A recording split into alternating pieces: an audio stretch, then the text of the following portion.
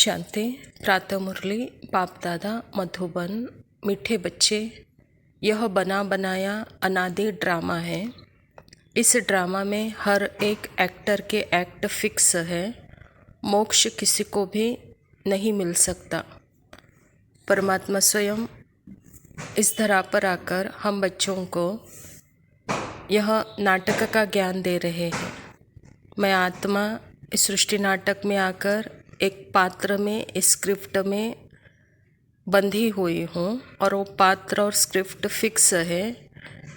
जैसे परमात्मा का मिलना आकस्मिक नहीं है, ऐसे परमात्मा से बिछड़ना भी आकस्मिक नहीं है। ऐसे पात्र में जिनके भी संबंध में हम आते हैं तो वह भी पात्र फिक्स है और उनसे दूर होने का भी पात्र फिक्स है।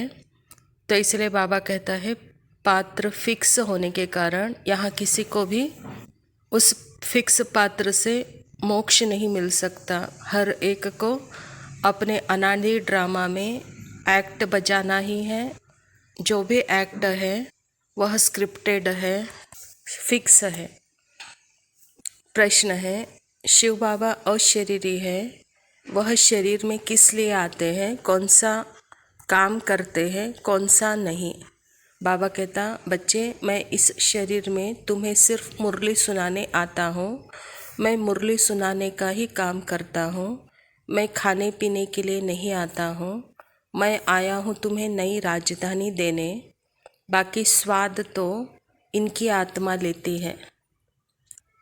जैसे हम आत्माएं भी इस शरीर में आकर के पार्ट बजा रहे हैं, ऐसे परमात्मा पिता भी प्रजापिता ब्रह्मा के शरीर में आकर हमको ज्ञान मुरली सुनाते हैं, अर्थात सृष्टि के आदि मध्य अंत का रहस्य सुनाते हैं, ड्रामा का रहस्य सुनाते हैं।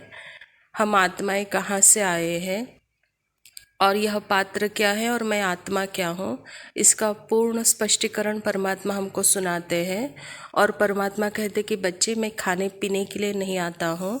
ऐसे ही यह पात्र में हम खाना पीना करते हैं, लेकिन एक्चुअली परमात्मा भी अभोक्ता है और हम आत्माएं भी अभोक्ताएं हैं।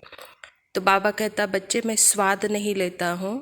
हम आत्माएं इस स्वाद में, अर्थात स्वाद लेने के पार्ट में हम फिक्स है, बंधायमान है। ऐसे परमात्मा कहता है कि बच्चे मेरा पात्र स्वाद लेने का नहीं है। कहता है बाबा मैं बच्चों को ज्ञान देने के लिए आता हूँ। कहता है बाबा, गीत है, छोड़ विधे आकाश सिंहासन, आजा रे आजा इस धरा पर। धारणा के लिए मुख्य सार है, ज्ञान की अच्छी धारणा के लिए पवित्रता के व्रत को अपनाना है। अंतकाल है, इसीलिए ऐसा अभ्यास करना है जो एक बाप के सिवाय और कोई याद न आए। ज्ञान की अच्छी धारणा का अर्थ ही है अपने निज स्वरूप में स्थित होकर के अपने पार्ट को साक्षी अवस्था में देखना, अर्थात संपूर्ण पवित्रता का व्रत लेना। क्योंकि बाबा कहता है यह अंतकाल का समय चल रहा है, तो अंतकाल के समय में अपने पात्र को साक्षी होकर के परमात्मा पिता के याद का अभ्यास करना। दूसरा पॉइंट है, ददीची ऋषि मिसल सेवा करते, विकारों पर विजय प्राप्त कर जगत जीत बनना है।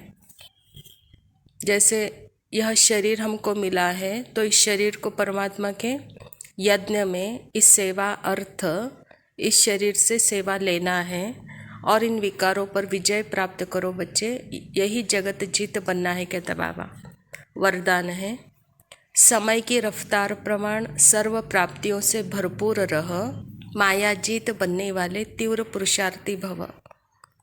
बाबा कहता बाप दादा ने जो भी प्राप्तियां कराई है उन सर्व प्राप्तियों को स्वयं में जमा कर भरपूर रहो, कोई भी कमी न रहे।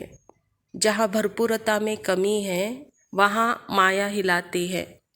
माया जीत बनने का सहज साधन है सदा प्राप्तियों से भरपूर रहना। कोई एक भी प्राप्ति से वंचित नहीं रहो, सर्व प्राप्ति हो। इस समय की रफ्तार प्रमाण कोई भी कुछ भी हो सकता है, इसीलिए तीव्र पुरुषार्थी बन, अभी से भरपूर बनो, अब नहीं तो कब नहीं। बाबा कहते हैं कि समय प्रमाण, समय की रफ्तार प्रमाण अपने प्राप्तियों से भरपूर रहो, कहता है बाबा। भरपूरता का अर्थ ही है एक मैं आत्मा स्वयं भरपूर हूँ, दूसरा स्वयं परमपिता परमात्मा जो मुझे मिला है वह परमात्मा सदा भरपूर है, और यह सृष्टि नाटक जो यथार्थ अभी का यह पार्ट जो चल रहा है, बाबा कहता इस पार्ट में भी सदा कल्याण का रूप देखो, अच्छा रूप देखो। तो बाबा कहता सदा भरपूरता का अनुभव करेंगे। इन तीनों प्राप्तियों में एक प्राप्ति की भी वंचित न रहे। जहाँ एक भी वंचित है तो बाबा कहता वहाँ धोखा मिल सकता है, वहाँ माया वार कर सकती है।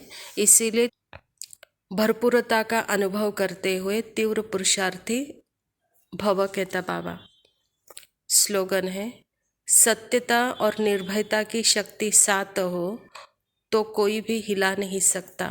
अच्छा, मीठे मीठे सिकिलदे बच्चों प्रति माता पिता बाप दादा का याद प्यार और गुड मॉर्निंग। रूहानी बाप की रूहानी बच्चों को नमस्ते। हम रूहानी बच्चों की रूहानी बाप दादा को याद प्यार और नमस्ते। Love you Baba, thank you, शुक्रिया।